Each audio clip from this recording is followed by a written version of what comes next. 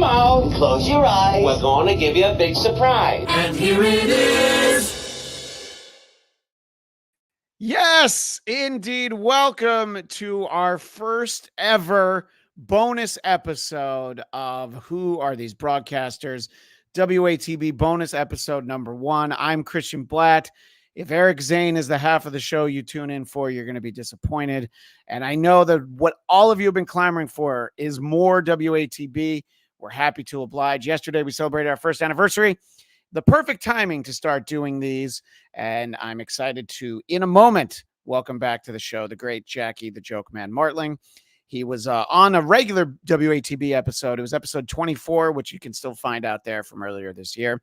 I want to make it very clear. I'm going to read every super chat that comes in. I'm going to use my discretion and maybe save some for the end of the show. We're here to have fun. We're not going to trash anybody. And I do mean anybody except me. Please feel free to make fun of me. And if I want to get made fun of, there's only one person that I would want in the sidecar. I'll be the Robin to his Batman. Of course, I'm talking about Jackie, the Joke Man Martling. Jackie, thank you so much for spending time with me today. I think I need you to play that intro again. I heard Pipeline and I heard the Letterman.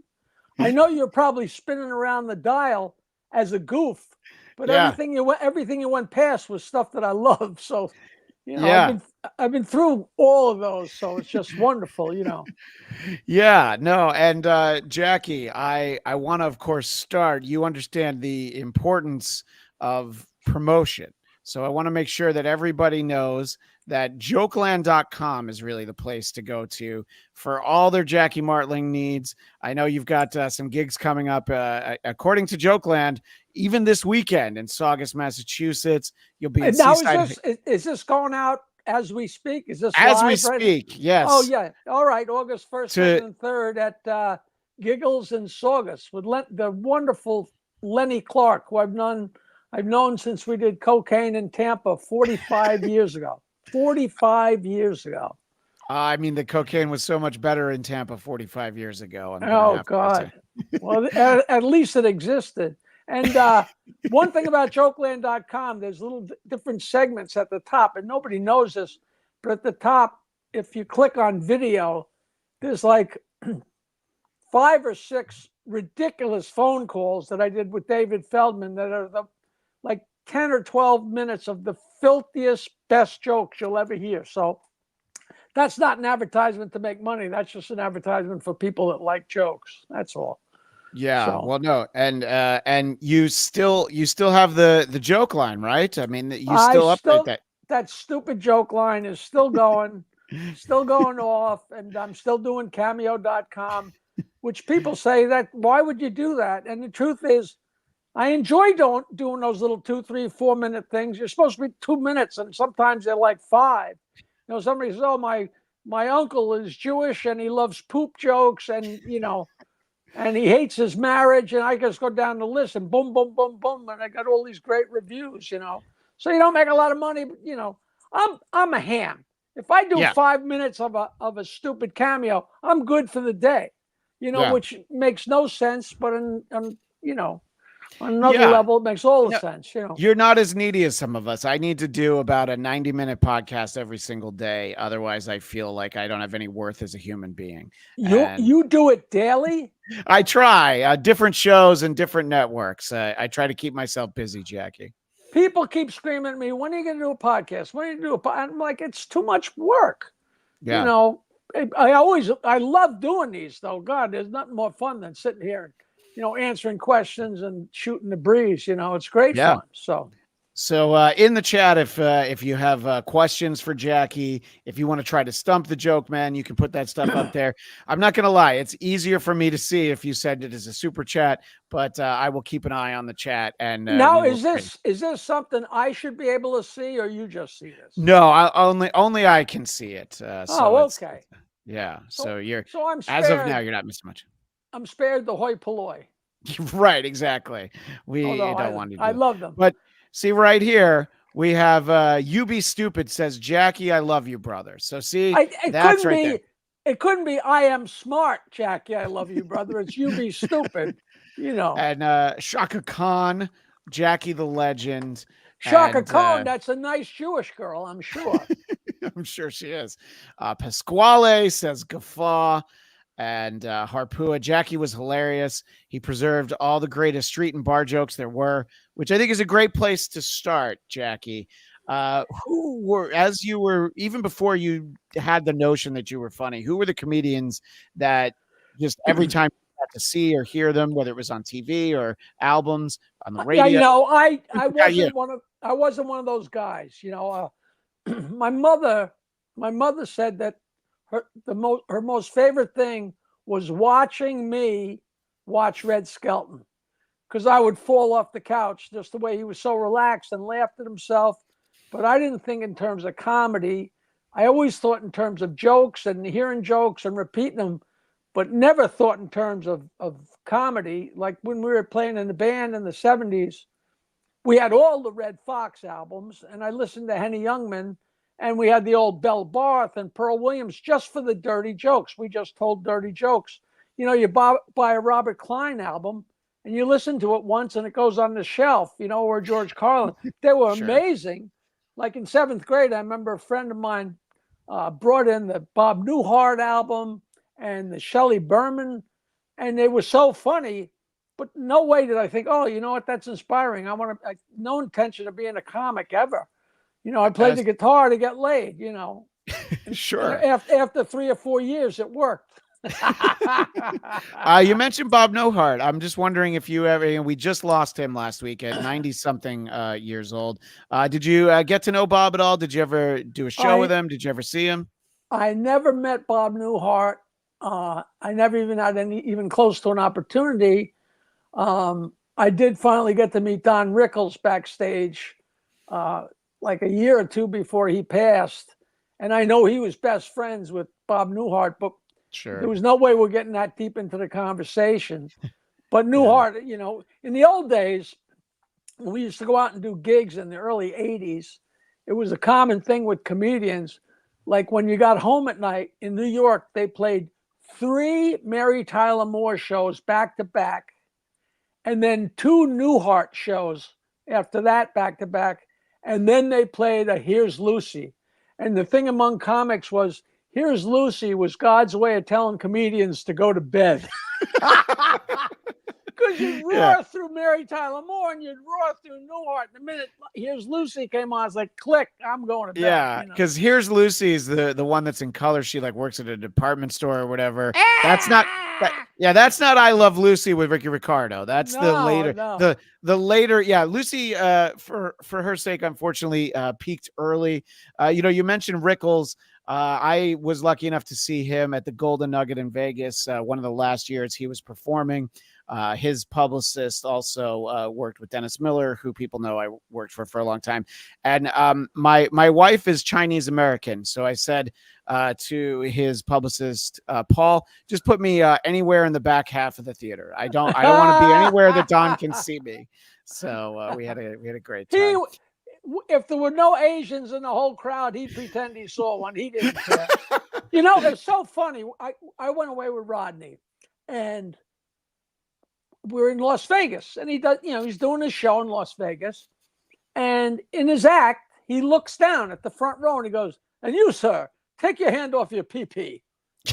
And for the first couple of nights, I'm like, wow, he sure is lucky that there's always somebody sitting in the front with their hand on their lap so he can say that. And all of a sudden, you idiot, of course there's no, it sounds ridiculous now. Yeah. But in 1980, it wasn't that obvious to me as a 6-month-old comic. And, and you just learn, you could say, I had a whole album where the first 5 minutes were talking about the girl in the front with huge boobs. There might have been one, there might not have been one, but nobody knew except me and her. And if I said to look at you with the big boobs, if the girl was flat chested, you'd be like, well, thank you very much. Yeah. It's all theater. You can hear Rickles say, oh, no, look at this Asian broad over here. Meanwhile, he's pointing to a midget. You can't say midget. No, they prefer little people now. Yeah, that's true. I'll never figure that one out. So, and Rickles, just watching him, it was just fun. It's like my stupid act. It's just old great jokes, and if there's a little bit of offense there, go home. Leave me alone. A guy's got a dick, a girl's got a vagina, and they shit and they fart, and and it's always going to be funny. And if that's too immature for you, go home and watch Soupy Sales. I don't care. Yeah, well, in 2024, a man doesn't necessarily have a dick and a woman doesn't necessarily have a vagina. But in the days you're talking about, the world made a little bit more sense. I know exactly what you're saying. In terms of I'll never get used to that. Charlie, cut your cock off. I'll never be able to handle that. I don't. They can go ahead and do it. I just don't understand. Yeah. It, Right. Although exactly. there was plenty of times I wish I could have cut mine off. well, sure. There's times where I feel like I might as well have. It would have made my life simpler. Either lack of success with it or getting in trouble with it. You can't have it both ways. Like I shouldn't have done that, and I can't do that. Go ahead. Don't let me keep talking. No, it's fine. This was in the chat a little bit earlier. I said we just needed a couple minutes to work out some tech stuff. So Chris Tuthill said the tech issue is Jackie keeps putting punchlines in where it says password, and he can't turn it off because he's such a showman. So thank you, Chris, for the kind words. That is so nice of him to say that, because I was so wound up before I came on with you. I just spent an hour on the phone with AT&T because I have no cell phone reception at all, talking to a guy that I had to have him repeat everything 3 or 4 times. And I was just pulling my hair out. I was going to tell him a dick joke or two. Yeah, sir. What? Now the thing with your cell phone, or he was all right when I told you push this button. Oh, fuck you. And when he answered, did he say, "My name is Steve" in that accent? Because they always give themselves an American name. Yeah. My name is Eddie Smith. Yeah, you're Eddie Smith, like Hermione Gingold, But okay, go ahead. We have a super chat, and you can answer the question if you want to. The child actor who beat Bob Levy is this person's name. Jackie, I'm a big fan. Is it true Pat Cooper stole your girlfriend? I couldn't tell if Emily Connor was exaggerating or serious. I think she told this story recently in an interview. Well, I don't know. I'm not sure how she tells it. And if he did, it's news to me. Emily and I broke up in like, I know it takes a while to break up when you moved in together and stuff. Sure. But Pat came on my radio show a lot, and me and Emily double dated with Pat and Emily's mother a bunch of times. And Pat was actually too old for Emily's mother. But then Emily and I broke up, and we were out of each other's lives for however long. And then, I heard, that all of a sudden that they were together, but it as far as I knew, it didn't crisscross at all. We'd go out to dinner. Me and Emily and Pat would go out to dinner, and he would never let me pay, and he couldn't hear. So he would just yak, yak, yak, yak, yak. And then if he took a breath and you said something, he'd say, "What?" And he'd take. But it was having dinner with Pat Cooper. It couldn't have been more entertaining. And I just loved the guy to bits. And if he was working it behind my back, I have no idea. I don't think so. Yeah. But I don't want to talk out of school, but we had to break. No, we had to break up. There were problems. And but she was great. She's beautiful. But it's funny. I don't care. She drank way too much, and I've been sober for 20 years. Right. And I love to fuck, and she didn't. And people said, if you like to fuck and she doesn't, and she drinks too much and you don't drink at all, how did you manage to stay together for 5 years? And my honest answer is, it's very simple. She's beautiful, and I'm really fucking shallow. So that was, I enjoyed every minute with her. We always had fun with other people, and God bless her. And, and she had a great time with Pat. And if she disparaged me in any way, I don't care. Yeah, I don't even think it was disparaging. I think it was just more about Pat. But let's keep the conversation on Pat for a second, because there are some people that when you're a fan of a show and you hear they're going to be on, you get excited. So like when Charles Grodin, whether it was Carson or Letterman, whatever, you're like, great, he's going to bring his whole thing. And Pat Cooper was another one of those. When Howard would say Pat Cooper's coming in today, he was going to be wound up about something. And if he wasn't, all you had to... it was always exciting, and he'd come in and he'd be on fire, and it would sound like he was outraged, and he would look over at me and Fred, and he would wink, which was his way of telling us, I'm breaking balls. Don't worry, I'm not going to pull out a knife. You know what I mean? And me and Fred, we were probably more entertained by Pat than anyone, And they did some, and I say they, because I wasn't in, when they shanghaied him with the people calling up that, and I understand, you're out and somebody says, how's Robin? How's Howard? How's somebody? You're inclined to say something weird or stupid or rude because that's the kind of person you are. That's the kind of person I am. So I guess Pat would be somewhere and somebody asked about Howard and he'd say something, that taken out of context sounded weird. And then these people are calling in saying, yeah, Pat said you were this and Pat said you were that, which was so unfair, because if you totally understand, if you're a funny guy and a wise guy, I'm in the post office with somebody I don't even know, I'll start breaking balls because that's just the animal, So they shanghaied him a few times, but for the most part, it was great fun. We did some stand up together, and but he was always funny on the show. He was always great. He was funny when it probably wasn't intended to be. With his, that whole thing with his wife and his sister. Yeah. I mean, we'd go out to dinner with him, and he'd relive the whole thing. I have 5 shows. We used to do a show called Jackie's Joke Hunt. Sure. They were 1-hour shows. I have 5 1-hour shows where Pat was the guest. And it's 1 hour times 5 of him ranting. If you get a kick out of that, I'll send them to you. You'll go nuts. Jackie, I'm gonna explain how Patreon works to you. That is the kind of thing that people would pay to be able to hear, and I'll talk to you about it after the show. That sounds amazing. I was a big fan of Jackie's Joke Hunt. The last time you were on, I actually wore my Jackie's Joke Hunt T-shirt because I knew the answer to. It's a joke I've heard a few times since then, but I think it was. What did Snow White say when she sat on Pinocchio's face? Lie to me. Yes, that's good. Yeah, That's, tell a lie, tell the truth, tell the truth, tell a lie, tell a lie, tell a lie. Some variation on that. So in terms of Pat Cooper, though, the last thing I wanted to say on him was, how can you tell Snow White's cherry? I can't wait to hear. How can you tell, Jackie? It had 7 dents. I don't bring out the bell for much, but I got a bell for that one. All right, enough of that garbage. No, please. We can do all that stuff throughout the show. So my favorite thing with Pat would be like if maybe Howard felt like he wasn't wound up enough, he'd ask him about like Freddie Roman or one of the other old comics, and then it's like that's what would set him off. So he's a great showman, and I very much would like to hear the 1 hour. 5 1 hours you did with him. Yeah. He didn't make stuff up. He just talked about things that people wouldn't talk about. You're an opening act for a major act.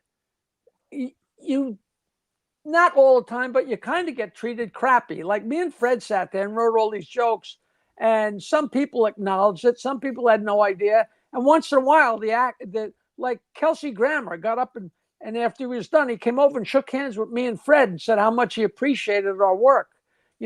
So it's a sliding scale of how much credit you get for anything. Sure. So Pat just didn't like the idea that he was treated like garbage when he was an opening act. But he's the only one that would stand up and say something about it. Because, if you piss people off, they're not going to call you again. It's a lot of money. But, and then I guess he went on that Tom Snyder show and just went nuts like in the early 80s.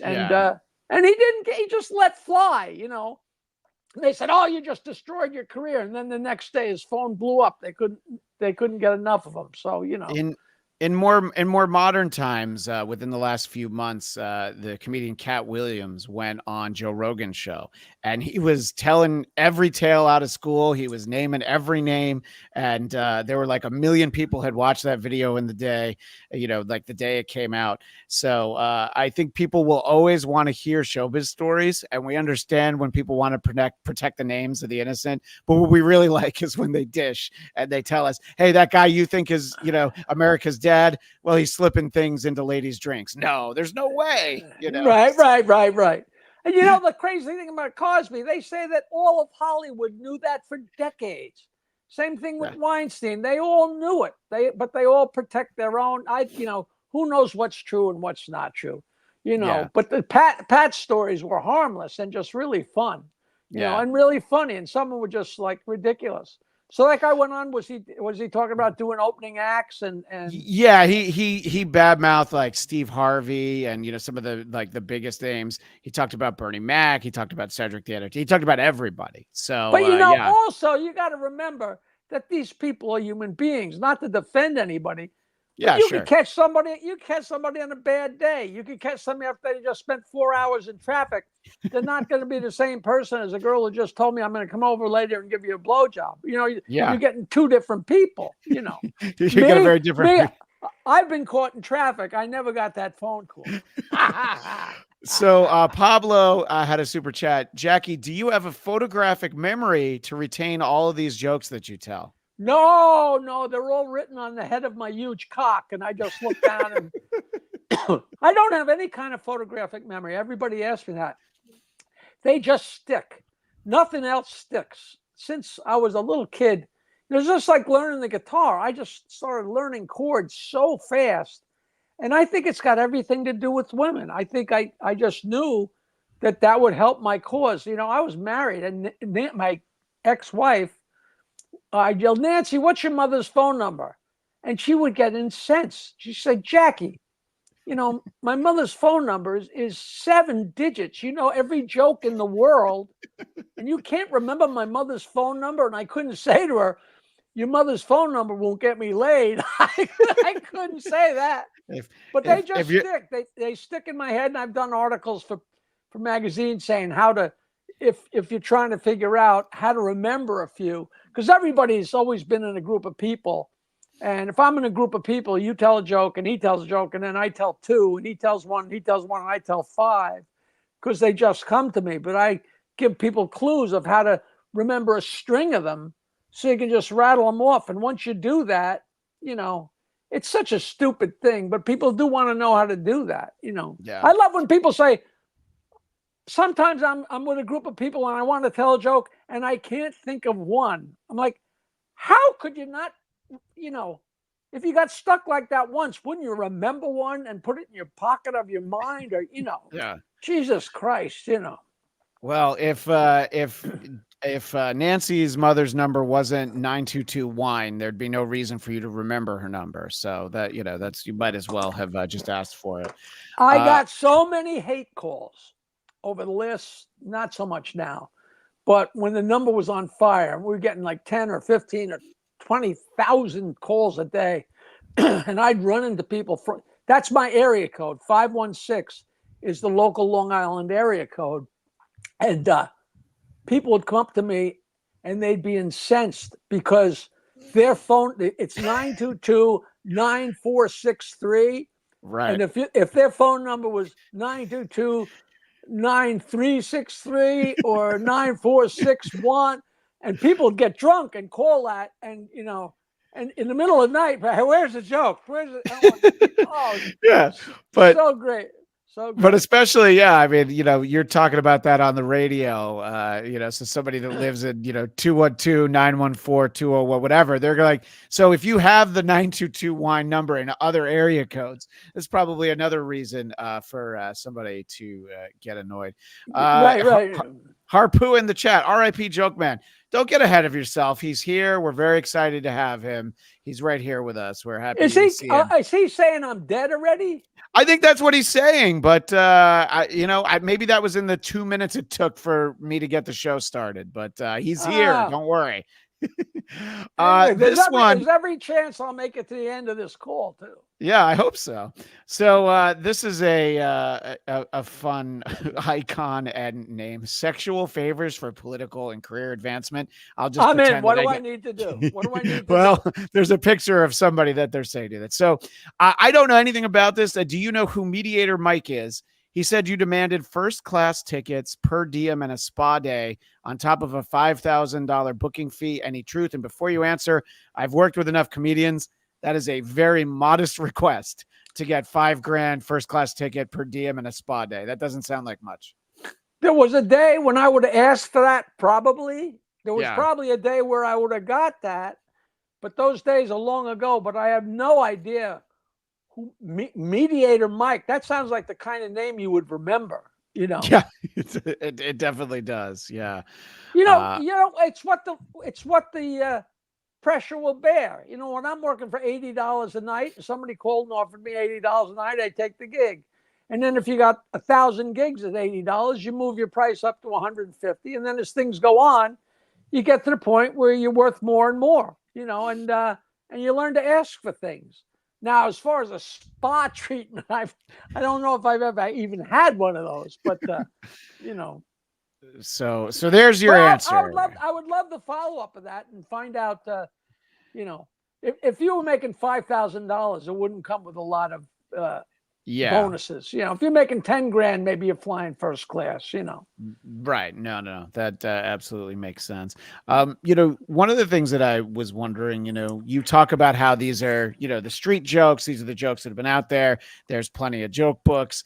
Do you spend a lot of time, maybe not now, but, when you were on the radio, did you spend a lot of time writing jokes when, it wasn't during the show, or were you really only writing during the show based on what was going on and handing Howard notes? I never handed Howard a joke ever. I see. It was all just lines. The jokes in my act, I knew most of them by the mid 70s. And of course, since then, I've accumulated a zillion. I got, I harassed Pinnacle Books, and they finally printed my first joke book in 1979, just when I was starting out as a comic.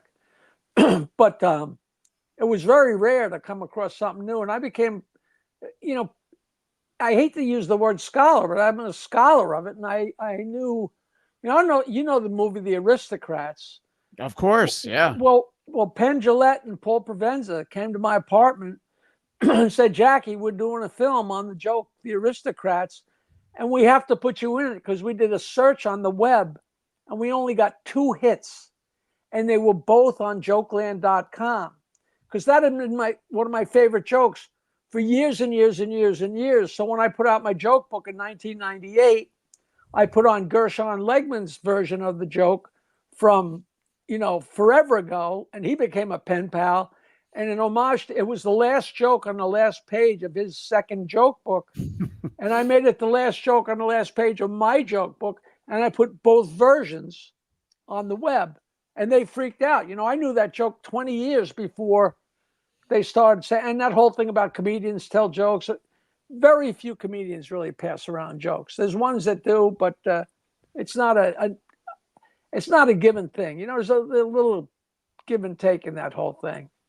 But it was funny. And the whole time on the show, there were only a few times where I just said, I buffaloed in and said, I got to tell this, or I got to tell this, or whatever. And one time, Robin was doing a story, and she said a guy was sitting in a diner and a mouse fell out of the ceiling. They must have had one of those, plaster ceiling, and the mouse fell out of the ceiling and fell in his soup. And I went hysterical. And Howard said, "Oh, Jackie, let me guess. You got a story about a guy in a luncheonette with a mouse in his soup." And I said, "Well, hang on." And I told him, I don't know if you know that the guy's in the luncheonette, and he orders a bowl of hot chili. And the waitress says, "I'm sorry, sir. The guy next to you got the last bowl." So he looks over, and the guy's about done eating. The chili bowl's still full. He says, "You're going to eat that?" And the guy says, "No, help yourself." He says, "Thanks." He takes the chili bowl. He starts eating it. He gets about halfway down, and his fork hits a dead mouse. And he goes, "Yeah!" And he pukes the chili back in the bowl. And the other guy says, "Yeah, that's about as far as I got, too." So, of course, I laughed hysterically. And Robin and Howard like, "That's not funny. How is that funny? How do you think that's funny?" That's what they always did. But that was one of the times, one of the very rare times I actually told a joke on the air, Right. Great yeah. fun. Great fun. Well, you mentioned Robin, and I asked you ahead of time. I wanted to get your thoughts. Robin, over the summer, mentioned she's obviously had some fairly well established health issues, and she's been fighting cancer. And she'd been wearing a wig when they would do the show for a little while, and then this summer she decided, fuck it, and she stopped wearing the wig for the show. And and you should be able to see it right now. There she I is. see it. She looks great. She looks great. I think she should probably shoot the person that picked out those glasses. but she looks great. She's an attractive woman. Yeah, so always has been. I agree. she don't need hair. You think she shaved everywhere? I don't know. I mean, I feel like she would have a team of people who attend to her follicle. Yeah, I needs, never. Jackie. I never had a visit down there. That's another thing people always ask. Did you ever visit that? And no. She begged me a few times, but no. Yeah, well, I mean, that's the thing, that she basically was the only girl in the boys' club, and there were a lot of boys around at the peak of the show. All and it was the really time. just Robin. Yeah, all the time. And But, she rolled with it really great. Howard used yeah. to think he thought I was attracted to her because she'd come over to our side in the 600 Madison studio, and I'd take her and throw her on the couch and jump on, and Howard, but there was nothing sexual about it. It's Yeah. like when you're little kids playing with a girl. It was just being an idiot. It was fun days, very fun days. What was it like? Obviously she could usually do a good job laughing stuff off, but what about a day where she's just trying to get through the news, and maybe you and Gilbert are, he's in studio, you're there, and he's just laughing, and he won't stop. What's it like to watch her react to somebody like Gilbert who won't stop interrupting? She knew.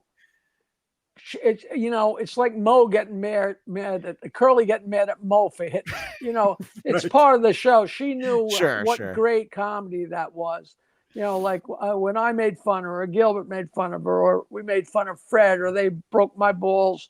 It was all 99% theater. Yeah. She threw me under the bus a bunch of times.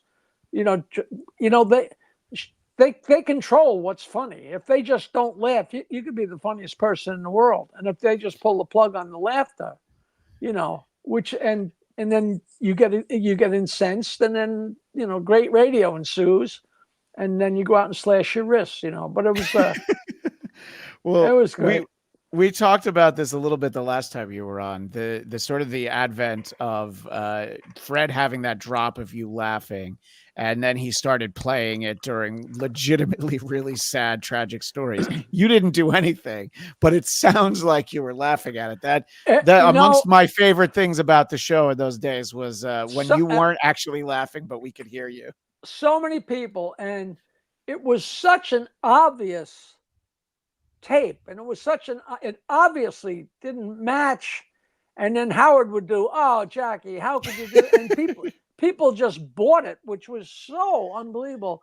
But the most fun thing about that whole thing is that everybody says that's the greatest part of the show. And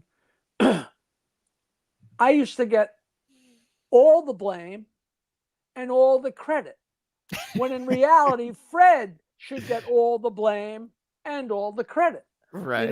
But it was like, what are you fighting for? It was so funny. And now, I don't know if I went into it, but it was my fault. We used to sit there, and once in a while, Fred would say things. He'd like, George Clooney, or I still call myself Marlowe because there was a challenge girl that used to come on the show, and she'd say, "Jackie Marlowe." So Fred called me Jackie Marlowe forever. And what were we talking about?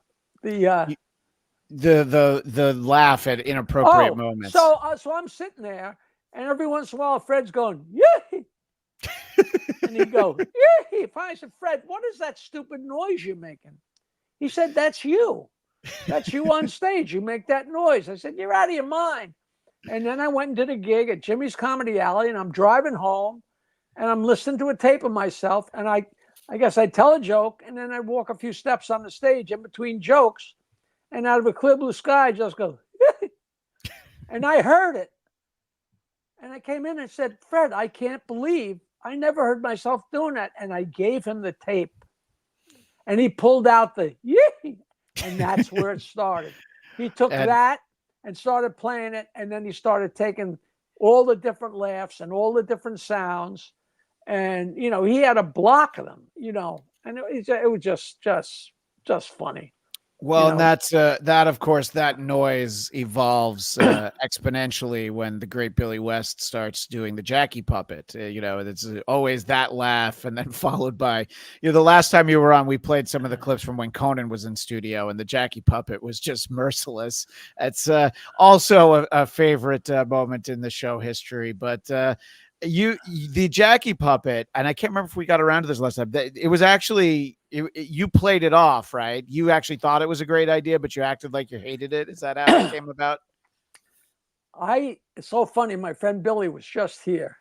One day I came home from work, and Billy's blue truck was in the driveway, and Billy was sitting there, and there's this guy Tom riding shotgun, and between them was a little Jackie with a joint in its mouth and like a tomato paste can, only made up to be a Budweiser can.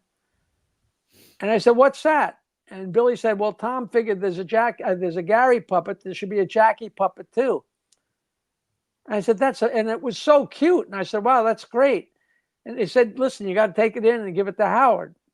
And I said, "I can't do that, because if I bring it in and give it to Howard, he's going to say, 'Look, there's Jackie promoting Jackie again.' And he'll throw it in the garbage." I said, "What you got to do is you got to wait a few days and then just come in and present it to them like you're fucking with me."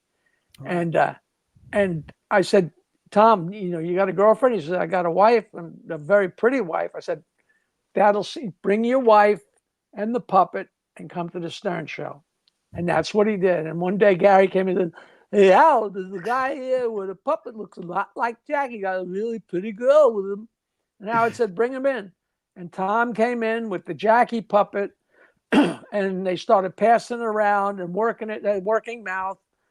And I'm, "Get that out of here." The whole, "Don't throw me in the briar patch." And Tom and me are winking back and forth, and his wife Amy is there, who's adorable.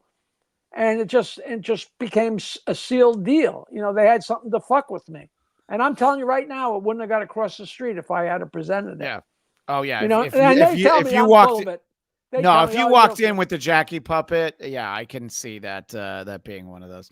Right. I wanted to get to a super chat here from one of my favorite named chatters, JFK Head Chunk. Jackie, ever change a trans? It's a little graphic. Jackie, ever change a transmission on a Pontiac?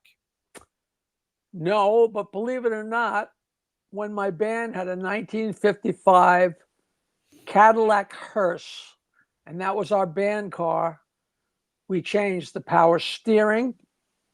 And I know nothing about cars. We changed the power steering, and we changed the drive shaft. And I called up and asked, "Do you have a drive shaft for a 55 Cadillac Hearse?" And the guy fell down laughing, and they created it for us. In those days, who would have ever thought of writing it down or taking a picture? But we actually changed the drive shaft it was a Cadillac Hearse. I mean, the thing must have been 30 feet long. And we changed the power steering. The power steering thing had the power steering fluid in it and everything. But I actually know the two things I've ever done, aside from changing it flat on a car. I've done nothing. Now, why I'd say Pontiac? My family had a Pontiac in the late 60s. Right. And my mother yelled at me one time. She was so pissed. She said, I might have told you this already. She said, wait till your old man gets home. What had happened was in the back seat, in a car, a lot of times they have that rug that's like, kind of whatever it's made out of, like the plastic. It was like an ideal thing, like you would start plants with in biology. And the Pontiac actually had a hole in the back, on the back floor, in front of the seat, so you could actually see the ground. You could see the ground through the bottom of the floor, but the other thing was on top of it. So somebody must have been rolling pot back there and spilled some seeds, and the moisture came up, and there was pot growing in the back seat of the car, and my mother was out of her mind. I mean, it was like white because there was no chlorophyll. It was the funniest figure. Oh, which is and nobody believes that story. And I swear to you, on my mother. Well, on my mother, there she is. But no, that was not changing the transmission. We just harvested the pot from the back. But JFK said, I knew he would have a story, and he loves you. Gianni Friendly, guy's wife with the nice rack helped get into the studio. The good old days. Yeah, it was a simpler time. It's like, wait, there's somebody with a nice rack. Yeah, sure, of course they. She didn't even have a nice rack. She was she's very pretty, very pretty girl, very pretty. Here's a great one from Wedding Band. Jackie, who was the hottest chick that came to the Stern Show, and did you ever hook up with any of the guests?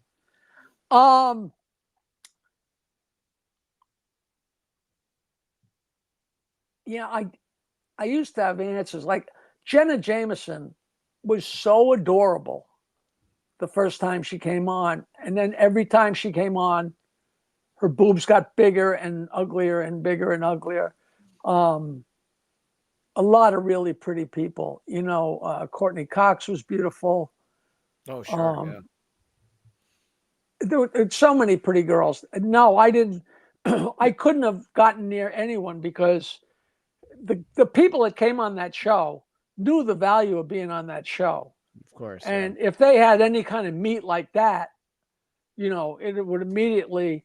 I had one very strange run-in that I really skated on, and I still don't really talk about it. But the one time I was stupid, and man, I would have lost my life. And but she wouldn't. But it was somebody who wasn't a Stern Show girl until after, But I never chased after any of the people that were on the show. When we were on the road, and there were people, from other radio stations or whatever that weren't really involved, then you would, stick your nose where it shouldn't be. But for the most part, it's not like, oh, there's Amy Lynn Baxter, let me bang her. Not that she would have, but that's all you'd have to do. She would have been waiting at 6 o'clock the next morning for the show to start. She would have been at the door. It's funny you mentioned Amy Lynn because someone in the chat named Toe Gutter mentioned Amy Lynn. Let's see, Jackie. This is Ditka89. Jackie, one of the funniest things I've ever seen was the Billy West sketch as Bob Hope you wrote for Channel 9. It was when Hope was old and infirm, which is really the only Bob Hope that I ever knew. Growing up in the 80s. Yeah. Billy did Bob Hope. But we also had Bob Hope on the Channel 9 show. Oh, wow. I don't think that's what the guy's remembering. Yeah. But it could be where we were doing a show. Bob Hope was doing a show at an Air Force base in New Jersey. And we went there. And if I remember right, we were all dressed in fatigues. And I don't know if Howard was dressed up, but I was sitting right at his feet. I mean, Bob Hope, there's Bob Hope sitting right there, and he's, being interviewed by Howard. And he just went toe to toe with him, fine. And everybody says, oh, Bob Hope couldn't ad-lib anything, and he was so unfunny, blah, blah, blah. Maybe, but he was a great businessman, and he could certainly carry a conversation. And the one thing I really remember, and I'm sure this is on YouTube, Channel 9 with Bob Hope at the Air Force Base, and Howard was like, how much, Bob Hope, you must be so rich. How much money have you got? And Hope looked him right in the eye and said, how much money you got, Howard? How much money have you got, Howard? And that ended the conversation pretty quick. How much have you got, Howard? There's I live in Burbank. Around the corner is a town called Toluca Lake, and there's this estate which is where Bob Hope used to live. And I think if anybody could have given Howard a run for his money, at least in those days, it was Bob Hope. Just the amount of house and land he had, where nobody has yards. They said he bought a house. He bought a house every time he met a girl that he was fooling around with. He'd buy her a house. so he could just visit her house. It wouldn't be like, hey, when are you going to be home without the kids? Yeah. Or when's your husband? It's like, here's a house. I'll be over whenever I feel like it. Well, And they said he got a massage every day of his life, which, I mean, wink, wink. You know what I mean? That's the dream for a comedian or an actor, to have enough money where you can buy houses for all the girls that you want to spend time with, and get that. And he said, if you read about him, he said people thought I was a real estate genius. He said I wasn't at all. He said my brother-in-law was in real estate, and he said all this property is going to go to the roof. So he bought all this property in Palm Springs. It wasn't Palm Springs yet. You know, he's making movie money in the 40s. I mean, that's how Pat Cooper got rich. When Las Vegas was the size of a quarter, he bought all the land that was outside. And then when Las Vegas became the size of a 50-cent piece, he had some of the property that was surrounding it that I can't even imagine that. Let me go with I'm with Stupid in the chat. Jackie, loved you on Stern. Wish you never left, but understand. Hope things are good for you. And well, I had an erection last week, if that matters. I haven't rang the bell in a while. That's well worth it. It's certainly worth it. And now So, things that are really decent. I'm actually working on another gadget with a really good friend. That's, I don't know if it's going to make us any money, but it's definitely going to cause some shit. And I can't say a word about it because it's such a stealable idea. And I don't know how many people are listening to this, but I cannot find somebody to make an app. I got 10 billion jokes, and I could do an app for kids, an app for marriage, an app for every kind of joke. And I can't find an app developer. So anybody wants to get rich, email me, jokeland@AOL.com. I'm glad to entertain your insults too. Jokeland@AOL.com. And I answer every email. People write to me and go, you don't fucking answer these. And I write back, yes, I fucking do. You know?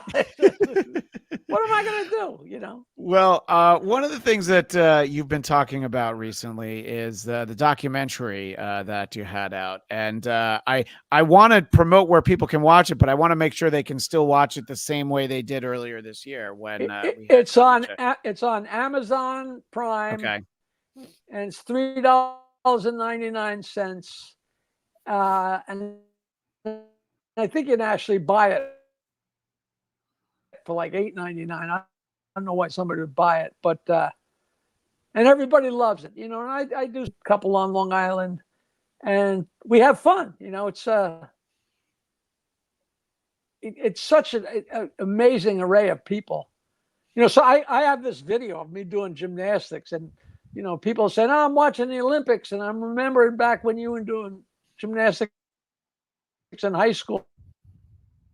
And then I send them off, you know. Great fun. Yeah. Great fun. It was a good ride. It's been a good ride.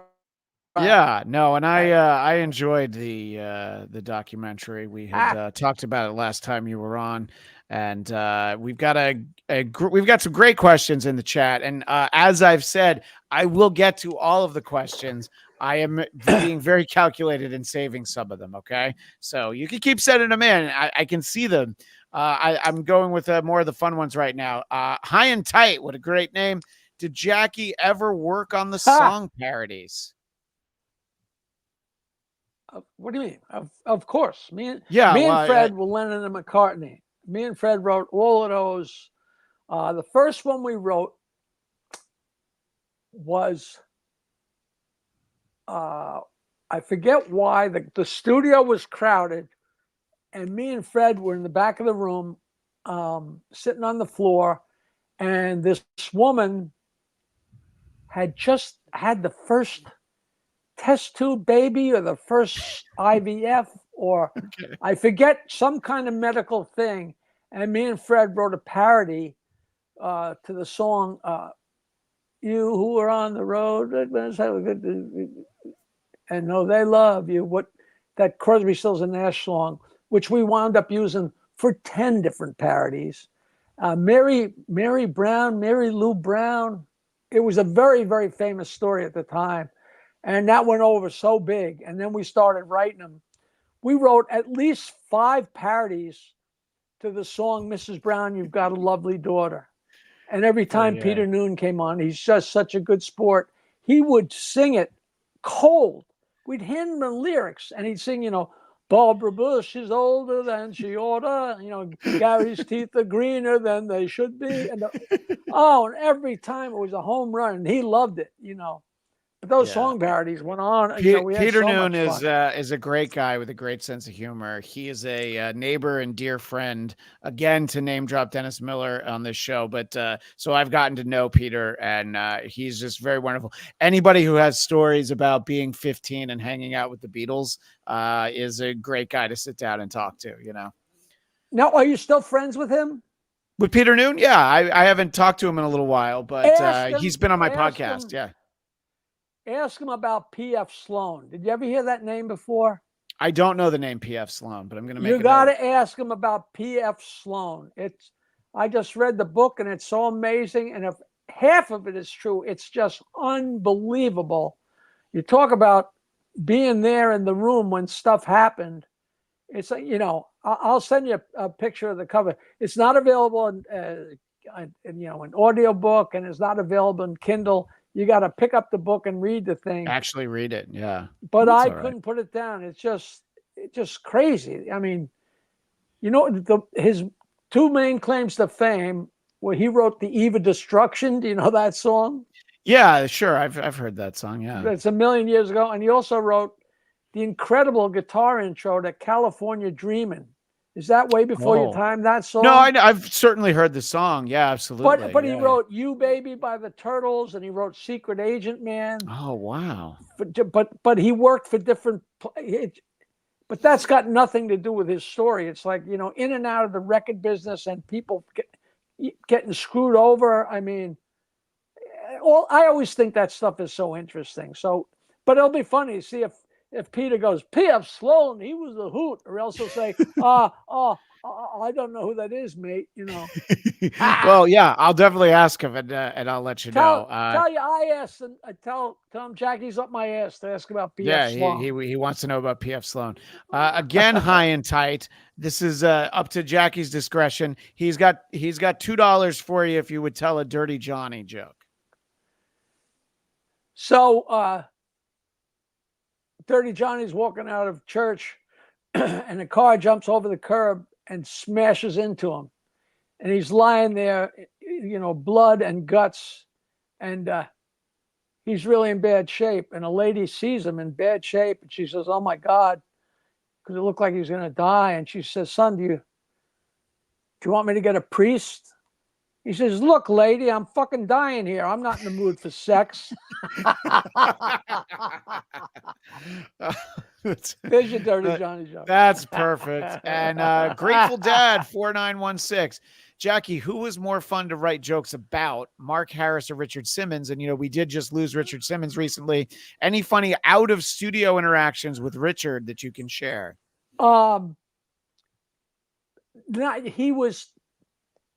Richard was such a good guy. Mark Harris was just certifiably, off the charts, but it was fun to attack him. Richard was the most fun to have fun with because he would react. He was all show business.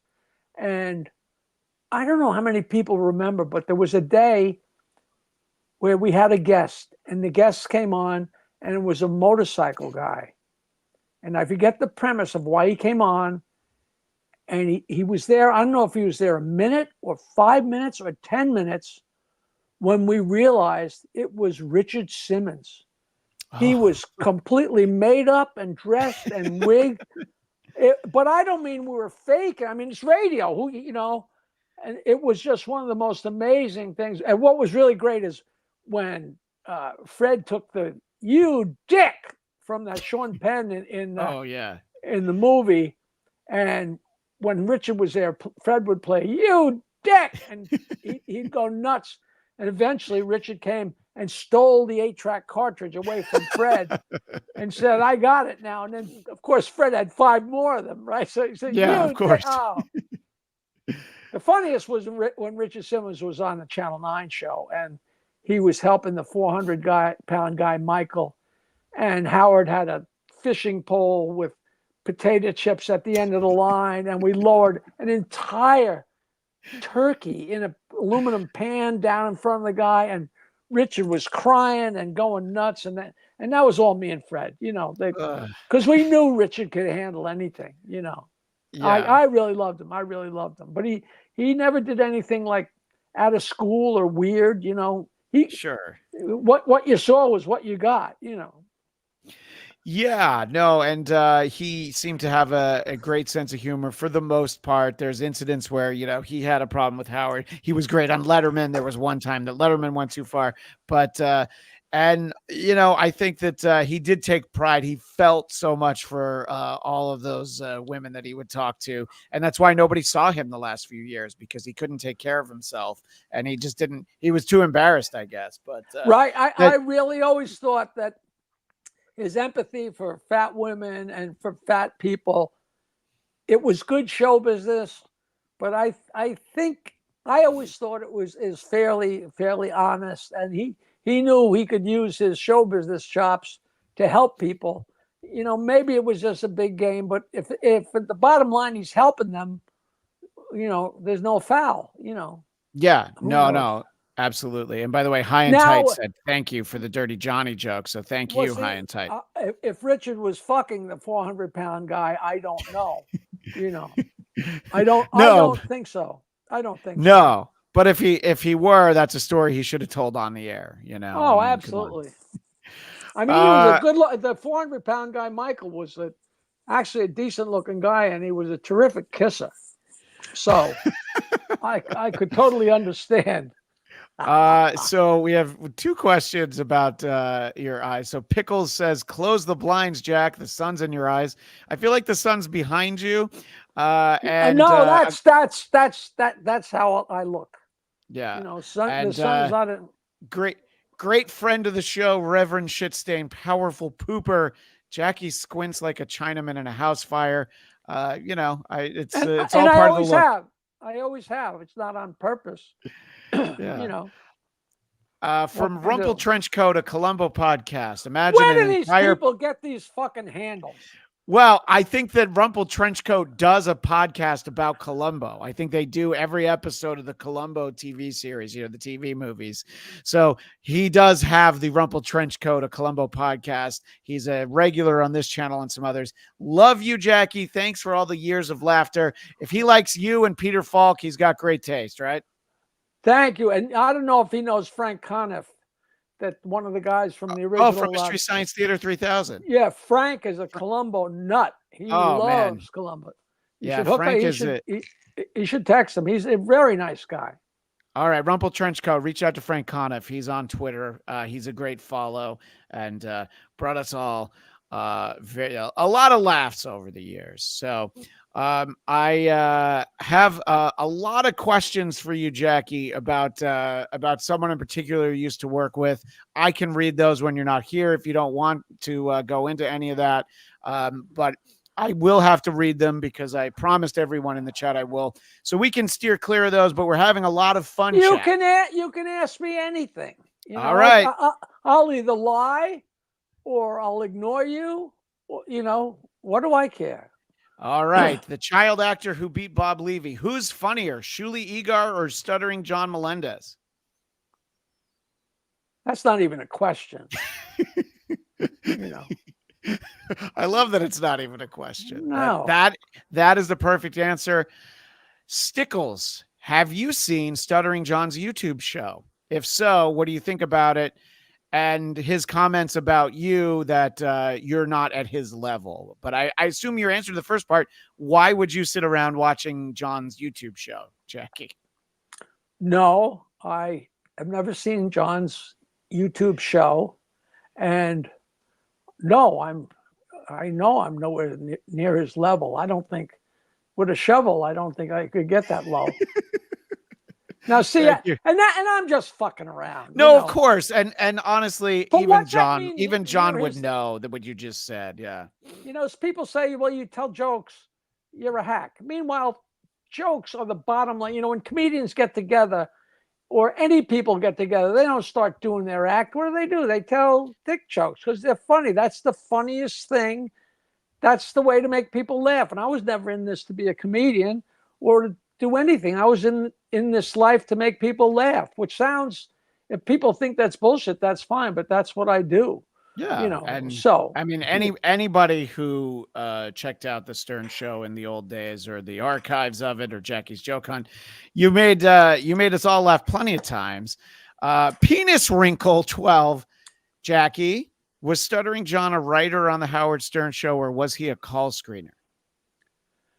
I didn't know. I guess he used to write some stuff that showed up on Howard's computer. Okay. Just like when he submitted a call, but I didn't know that right away. But I'll just say yes, sure. Well, Why yeah, not? and here's what I'll say as somebody who's worked on shows, TV and radio. You get paid to do one thing, but you find out that you actually do a lot of other things. And I used to submit jokes on a show where I was just a production assistant, and no, I didn't get paid any extra. But you know what felt great was seeing my joke on TV that night, and of course, I never asked for an extra nickel. So of course, yeah. of course.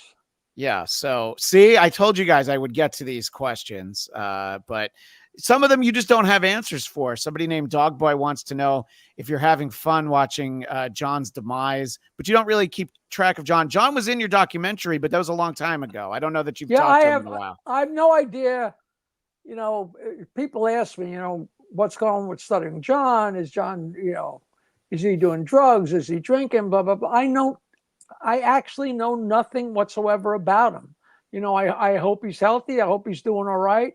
Yeah. It certainly seems like he's annoying people here and there, but that's radio. We annoyed people for 18 years. So what am I going to say? You shouldn't do that? And how do any of us know who he is? It's because he would go and annoy people. He'd annoy celebrities. You and Fred would give him some pretty amazing lines. And, but I don't care how many jokes I would be handed. I can't imagine going up to any of those people and asking, hardly any of those questions. It takes somebody. No. It takes somebody with a very thick skin to be able to do that. This is sort of the same territory, but again, JFK Head Chunk, thank you for submitting this. Was it intimidating working with John? Oh yeah. Someone of that talent. What do you mean intimidating? We had fun. We broke balls. Yeah, no, exactly. I think I'm not sure what he means by. I think he's being a smart ass because he's trying to say that obviously look, there's a lot of talent. This. Yeah, and this will wind up getting taken out of context, and I'm giving him the material for a month. So that's fine. So it was totally intimidating. Yeah. So, but my point is that there's a lot of talented people on a show like that. But of course, it starts and ends with Howard, because why do people tune in? Because Fred and Robin and Jackie are on. No, they turn into the Howard Stern Show, and that's the guy. There's what does the term schnorrer mean? Johnny Knoxville, a member for 4 months to the Who Are These Podcast channel. I don't even know that word. Is that a Yiddish word? I don't even know. Yeah, it's a Yiddish word. Is somebody that likes getting favors or likes getting, like if I came over your house when I knew it was dinner time, maybe I'm being a schnorrer, or I say, I don't even know the actual meaning of the word, but I'm like a grub, somebody who wants to get stuff for free, I guess. Yeah. Or not even for free. I'm as long as I've been Jewish, I still don't know the answer to that word. Well, it's interesting because obviously that was sort of the lore of the show, was that Jackie's really cheap, but you would always be outdone by stories. And you've talked about how, you just kind of rolled with the stories, but it seemed like the stories about Gilbert were legitimately true. He'd be at a black tie function. He'd be filling his pockets with like extra bread and snacks and things. I was with him enough times that I was witness to it, but there's a fine line between what was just funny, and then in his documentary, and his wife showing his dresser drawers full of shampoo, and it's just so funny. We were we did a TV show in the early 90s, and Las Vegas, was like brutally hot. And then at night, it's like, 40. Yeah. And we were doing this TV show, and it was dinner time. And by now, it's late. Dinner time on a movie set's like 9 o'clock or something. And they're making steaks. And all the entire crew is lined up single file to get their steaks. And me and Gilbert were, two of the actors. So we got to eat inside the trailer, But these people, there's a line of 100 people waiting, and the guy puts a steak on my platter and then puts a steak on Gilbert's platter, and Gilbert goes, "Can I have another one?"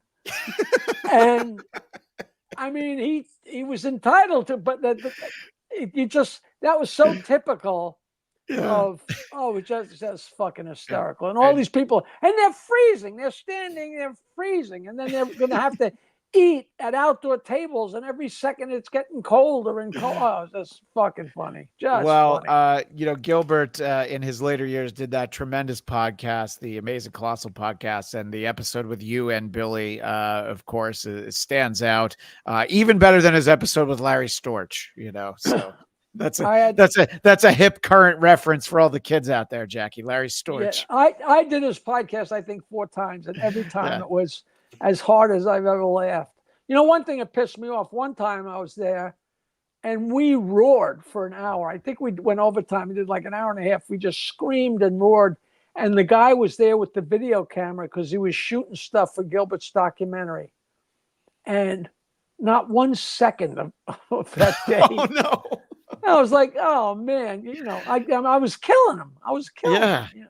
Hey, he was killing me too, Yeah, no, of course. Jay Phoenix with a nice comment. Jackie, you have nothing but nice things to say about John.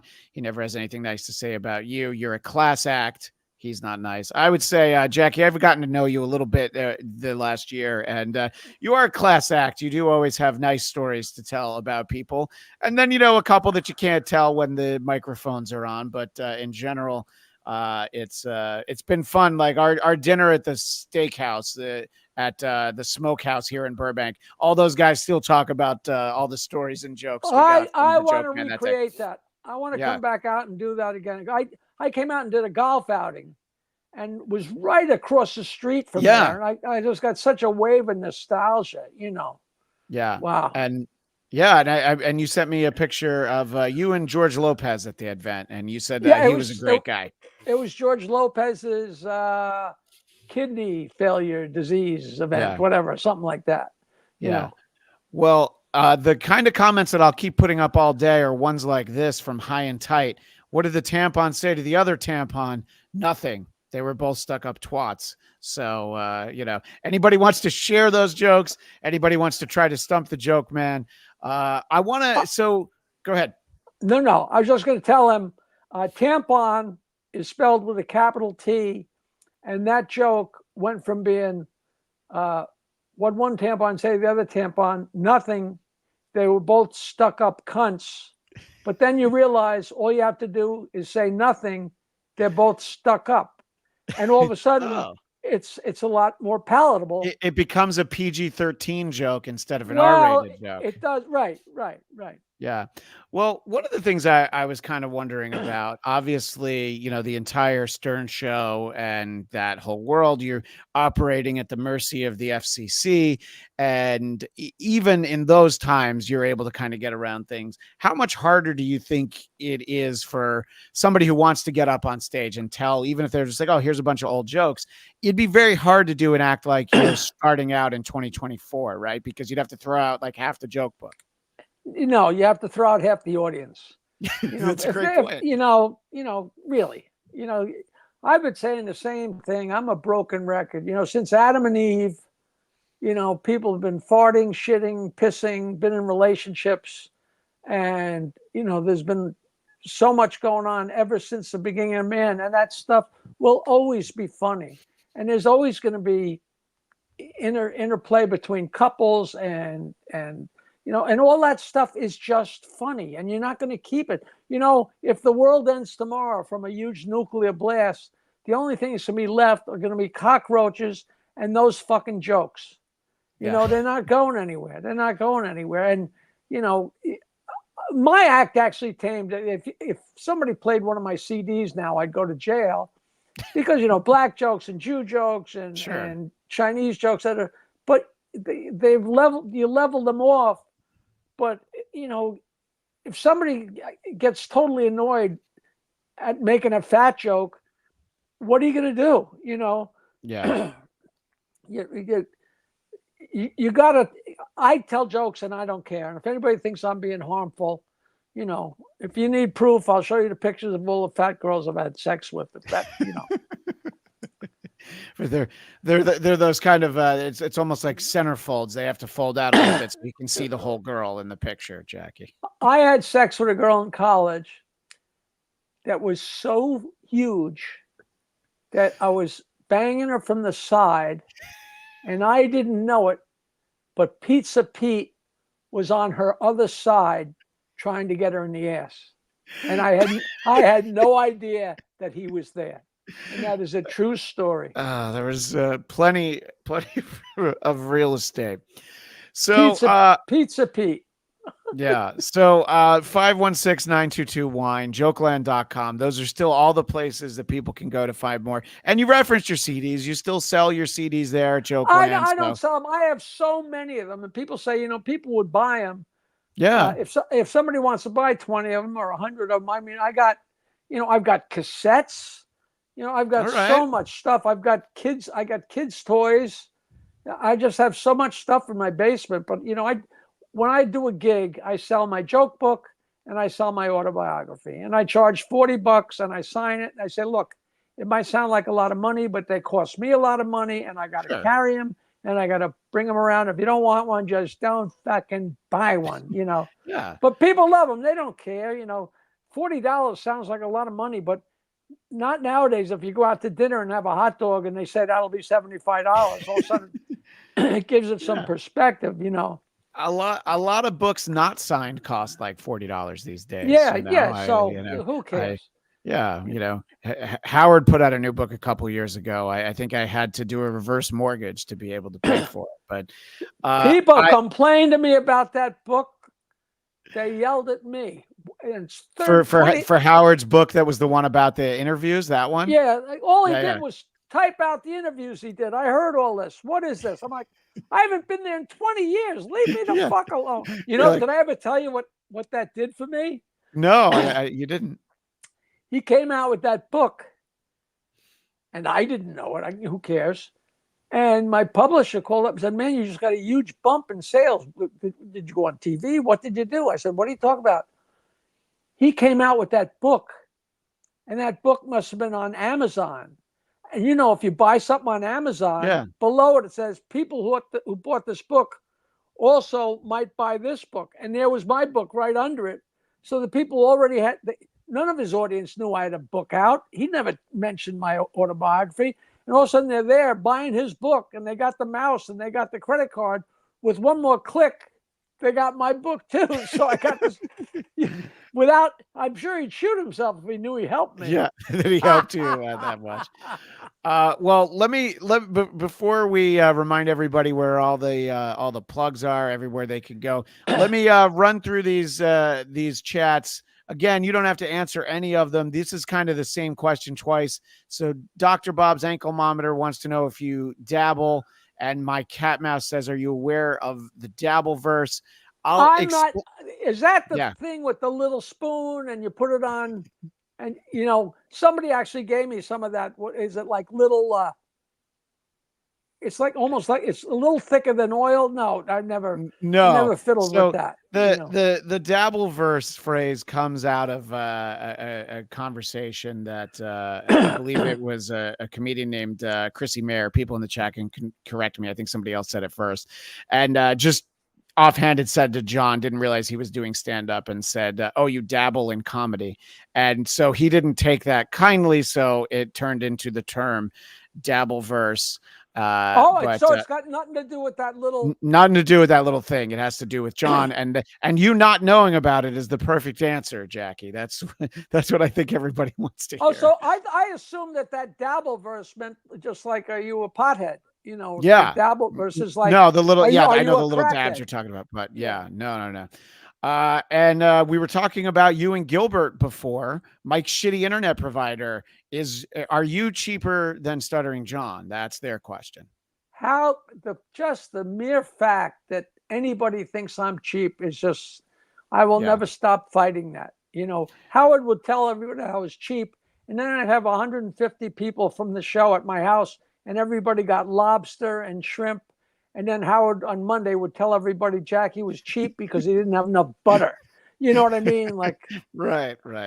My friends that when they'd hear that, they'd be like, Jackie's one of the most generous guys. And not only that, I was always pretty decent. But once I started making money, God, all of a sudden I had money. I was very good to whoever, but just him. Howard knew it made me crazy. He'd call me cheap, and he knew that was a button, and it worked every time. So, to this day, people will come up to me in a bar and say, "Hey, you want me to buy you a Heineken? I know you'll never buy me one, you cheap fuck." And Jesus, I'm not gonna stand there and go into the whole explanation. Yeah. No, I know. Yeah. But I mean, obviously Howard knew what was good for the air. Just imagine if in 1984 he said, "Hey, Gary's really sensitive about his teeth. Let's not talk about them." Okay. Please. Absolutely. And I was the first one to lead the charge on Gary's fat ass and John's stutter. So, and then Fred's from Pluto, it was all part and parcel. I've never been able to be convinced that Fred isn't from Pluto. I've never seen proof, and I don't know how you prove it. I'm not sure what Mule's asking for here. I'm trying to make sure he's not trying to get you to say something. He says, "Hey, Jackie, can you say, 'What's up, T-head Florida neck?'" Now, I said, "What's up, T-head Florida neck?" So you don't necessarily have to say it, but Mule's asking if you could say that. "What's up, shithead Florida fuck?" Perfect. It's all this stuff is so funny. I forgot I was just going to say something. Was it about T-head Florida neck and Florida fucks and shitheads? Florida neck made me forget. It's so funny. You got to be careful out in Florida. There's people out there stealing catalytic converters. You've got people getting assaulted in Cumia country. There's a lot of things that we have to be careful when we go to Florida. I never understood the appeal of Florida. I know so many people that move down there. It's too hot for me, Jackie. No, Florida. I actually have a gig September 21st. It's at a club. It's at like a bar, but the guy that's producing it is a guy named Soul Joel, and he has a great club up here. And I love working for him. He always has the greatest audiences, and he pays me well. And he asked me to come down and work his club down there. So I'm going down there it's right outside of Tampa, but I can't tell you the name of it. I found it at jokeland.com the same way that everyone in our audience can find it. The gig that Jackie's talking about. Look at that. Yeah. Soul Joel's at Mug Sports Bar. That's in Clearwater, Florida. That is September 21st. Not for nothing. If I'm working at Soul Joel's at the Mug Sports Bar, I guess you'd have to say that I'm dabbling. I'm in the Dabbleverse now. I'm going to Boston, but then August 8th I'm going to Hemingway's in Seaside Heights, New Jersey, which is down in Springsteen land, which is a great area. The Asbury Park, that whole place. Then I got my first job ever on Fire Island. I never worked on Fire Island in all these 45 years. It's funny. I do a podcast called Stand Up Memories, and we're going into like season 5. I never really promote it, but we've had so many people on it. And my partner, Peter Bales, is a comedy professor, and he's been teaching comedy for 30 years. And you'll get like 5, 10 students, and for 8 weeks they come to this, and then at the end of the 8 weeks they give a performance. It costs X amount of money, and it's always fun. And a guy who graduated from Peter's course 20 years ago is now partners in a bar restaurant on Fire Island, and he's hiring me and Peter just so he can open the show, which is, it's good to be king, So we're going to Fire Island to what's the name of it? To now I'll never think of it. Let's see. Fire Island that's Ocean Beach, New York, right? So it's the Castaway Bar and Grill on Wednesday, August 21st. The Castaway. Yeah. The Castaway. And our podcast is standupmemories.com. We had Vic DiPatetto, and we had Rob Bartlett and Bob Nelson, and suppose that Robert Klein's going to be on this month. Oh. You know who we had on? I might have told you this. We had 99. Are you old enough to watch Get Smart? Oh, Agent 99. Yeah, I was a big Don Adams fan. I loved that show, Get Smart, when I was a kid. I would come home from preschool. I would watch the 60s Batman, and then Get Smart was on after it. Those were my favorite shows when I was a kid. I loved Barbara Feldon is 90, and she wrote this great book. Her book is not even believable, and it's called Getting Smarter. And she sat there with us for 45 minutes, and she just was absolutely delightful. Just great, So, I don't have to tell you, doing these podcasts is fun, Yeah, no, it's fun. I mean, look, I get to talk to you. People get to throw in things like this. Grateful Dad 4916 wants to know, he feels like it's an obligatory question. Do you still talk to Nancy? Do you still keep in touch? 2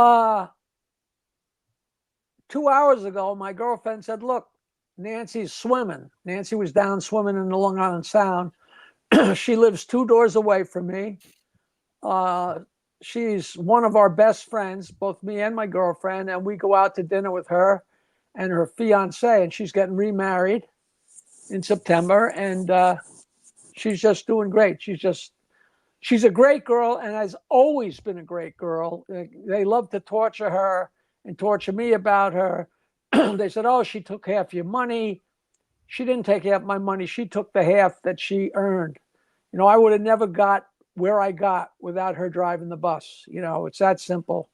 And she's smart and talented. She never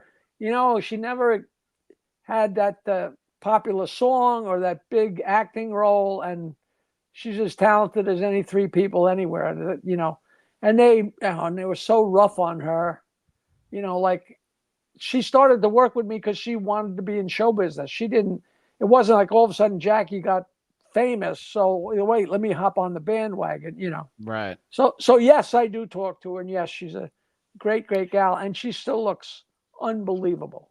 That what you were saying reminded me of just sort of an amazing fact that I heard somewhat recently, that the actor Ed O'Neill, people know him from Married with Children and of course Modern Family. He got divorced, and they go through the whole thing. The judge assigns a settlement, and he kind of looked and he's like, no, the judge didn't say nearly enough money, so he gave her a bunch more money than what the judge told him he had to give her. And I don't know him well, but people who do seem to think Ed O'Neill is a great guy. I've got 2 more of these chats for you, Jackie. Again, you don't have to comment on the Reverend Shitstain Powerful Pooper, a great friend of the show. He has a direct quote from John, who said, Jackie stole bits from me all the time when the mics were off. I never brought it up to Howard because I didn't have the clout. I'm not trying to start trouble. Yep, but that I know you're not. That couldn't be more of an out and out direct lie. That's John baiting me to call up or come on his show and fight with him. And, I hate to deny that, because how would I steal bits from him? We didn't write bits for Howard. That's just, I don't know. I don't know what his problem is with me. I'm not sure. Maybe Maybe I bought him too many lunches. That's why he tells people I'm cheap because that's the problem. I bought him lunch. But too many lunches. Yeah, look, let's just say you're not in the minority. He has a problem with a lot of people. And the last one that I have in here for now, at least, Reverend Shitstain trying to wind everyone up. Favorite joke Stuttering John ever wrote for Howard. Love you, John. Love you, Jackie. Sorry. Yeah. But I'm stumped. yeah. So, Reverend Shitstain, Powerful Pooper, you literally just stumped the joke man. Look, on the way out, I want to share some messages for people. Email me, jokeland@aol.com, and I will send you an I Stumped Jackie the Joke Man t-shirt. Oh, and my you gosh. could tell them you stumped me. Yeah. When you asked me what's your favorite joke that John wrote for Howard, because I honestly, and I'm not to be stupid, but I'm not being a shit stain. I really do not know. You're not a reverend nor a shit stain. I've been holding on to this one for a while. Kelly Riddle is talking directly to me. It's like you're actively trying to make this podcast fail.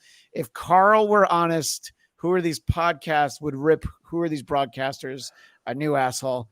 Kelly, thank you for still being here. Thank you for enjoying the show. We do it for you. Explain to me what that meant. Like, so you're trying to make your podcast fail by having me as a guest? No.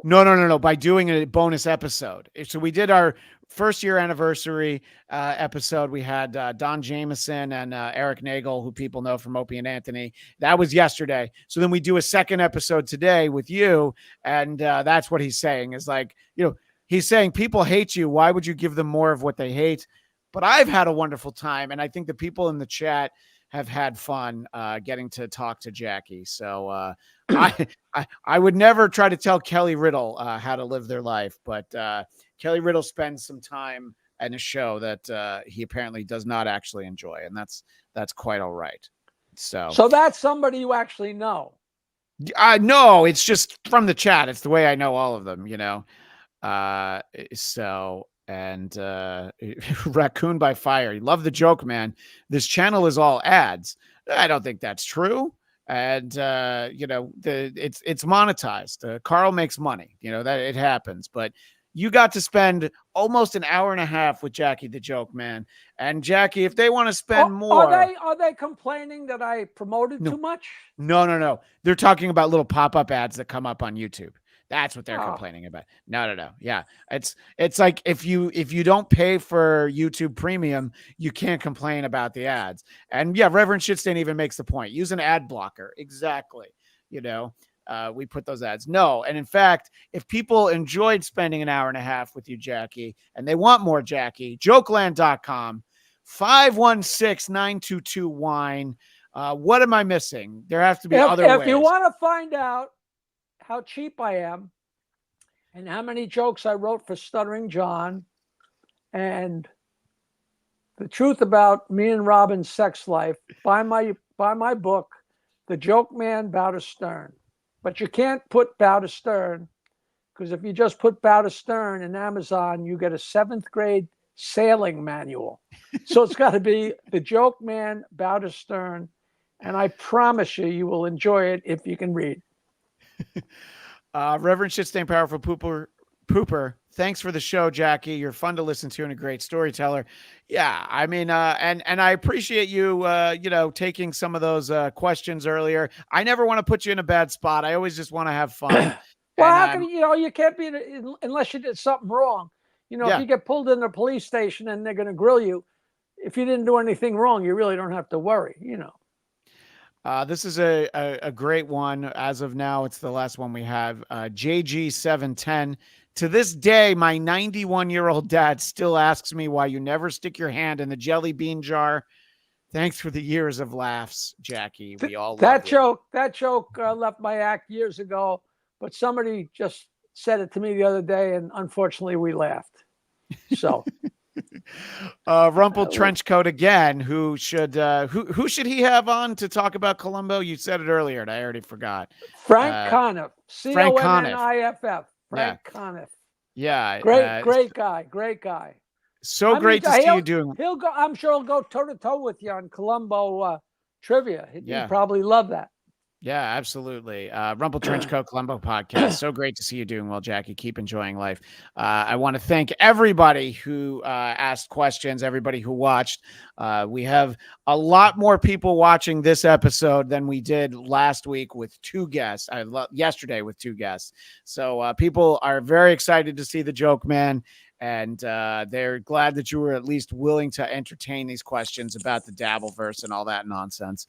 Yeah, and, you know what? Tweet if you enjoy this. Tweet me. I'm Jackie Martling on Twitter @Jackie Martling. I'd love to hear you complain, bitch, yell, scream.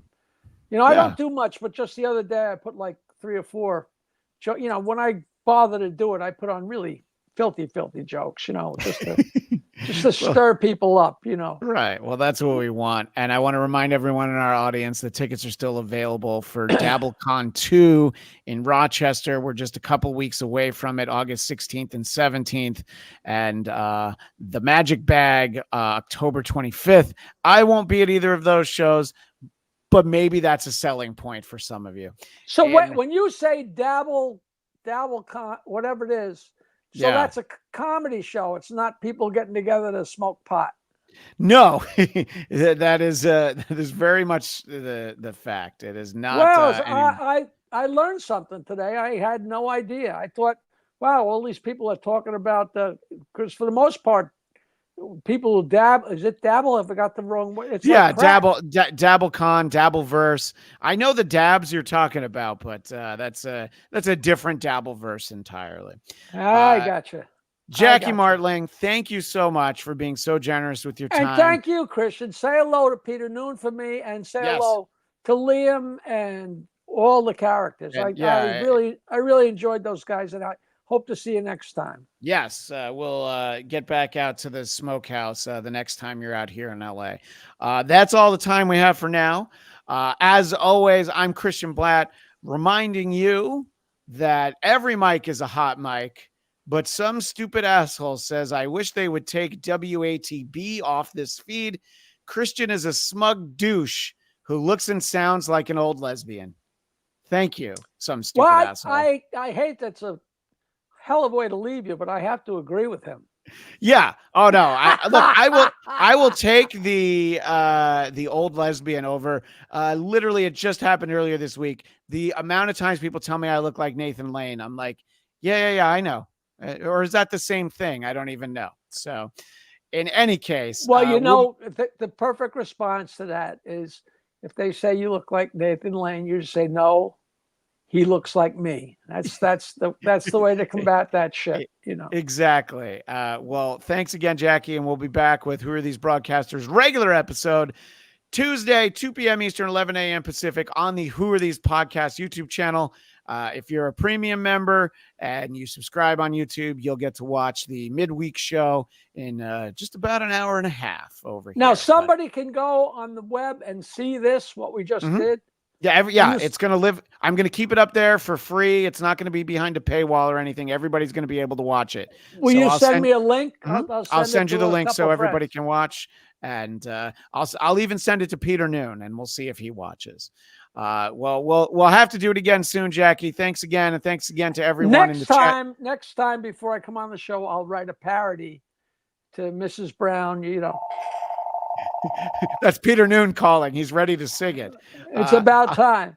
Yeah, I'll let Jackie get the phone. Thank you, Jackie. Thank you to everyone.